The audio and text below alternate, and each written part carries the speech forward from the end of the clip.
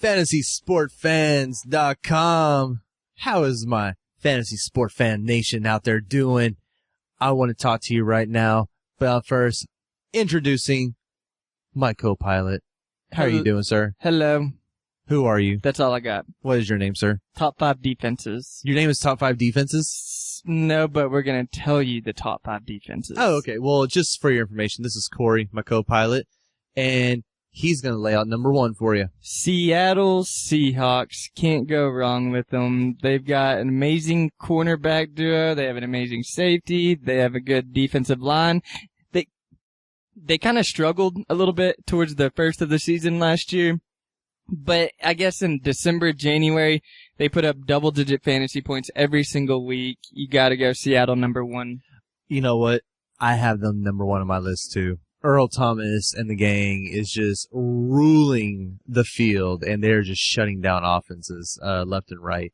So I got to go with you number 1 on that one as well. Number 2. 49ers, even without Golston. Not really sure if that's how that's going to work. You know, it could drop them a little lower, but right now they did enough last year, even though they were the 8th best ranked defense in pre-rankings, they had them number 1. So there are a lot of people that took them too early last year, but I'm still going to throw them in that number 2 slot.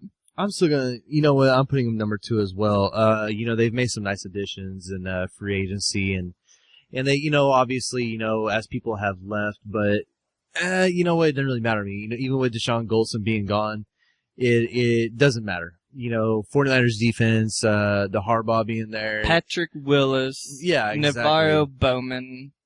Keep on rolling. The best linebacker core in the NFL for sure. Alden Smith. I mean, there's another name right there. The other Smith brother. What's his name? They always talk about they got Justin Smith. Yeah, Justin Smith. So, I mean, and we can keep on naming names all day long, and just to prove our point even more, this is becoming a veteran defense. Just don't take them too early like a lot of people did last year. You still want to wait till the mid to end of the draft to draft the defense, because there will always be a defense that you can pick up on the waiver wire that's going to do good. As long as you're doing your research and you're playing the matchups as you should every single week, then you should be fine. Number 3, I've got the Denver Broncos. They did lose Elvis Dumervil this year. I'm not really sure how that's going to work out for them, but with Peyton Manning as their quarterback, running their offense, their defense ranked the top 3 last year in fantasy anyway. I think they're still going to have a good year without him. I agree. I don't have them, I believe, in my number 3 spot. I actually have a different team there, but who do you got? I've got Houston. Houston, definitely. J.J. Watt, and now with the addition of Ed Reed, I mean, their defense is already good, and Wade Phillips as a defensive coordinator is just an awesome guy. I don't know about a head coach, but as a defensive coordinator, Wade Phillips is just awesome. Head coach, he's terrible. I'm just going to put that out there. But, you know, throwing it on the record, Houston, I do believe, will be the top 3 ranked defense next year. They've got all the tools. They have everybody in place, and we haven't even seen what they're going to do in the draft yet. Yeah, I have Houston. They're a little bit lower on my list, but at the number 4 spot, I've got the Chicago Bears. They've lost a few people. They're getting kind of older, but they still have Charles Tillman. He's a turnover machine. They finished first in fantasy by far as the best defense last year. I'm going to throw them in that 4 hole. I think that they'll probably lose some value, losing some players and everything, but I'll stick them in right there. Yeah, my number 4 is far different, probably than a lot of people would have out there, but, and I'm not even going on a limb. I have things that actually back this up, but Dallas Cowboys, their defense is going to be remarkable this coming year. You have so many people coming back from injury, people that they just lost, you know, for the entire season last year, and they were a monster defense, you know. They're only going to get better. They're moving back to a 4-3, which is the Dallas Cowboys. That's where their whole base started originally. You know, they were a 4-3. They went to a 3-4. Yeah, they're terrible with They were a horrible 3-4 team. You're going back to a 4-3. That's where Dallas is comfortable. You're putting people in place already, you know, that can run that 4-3.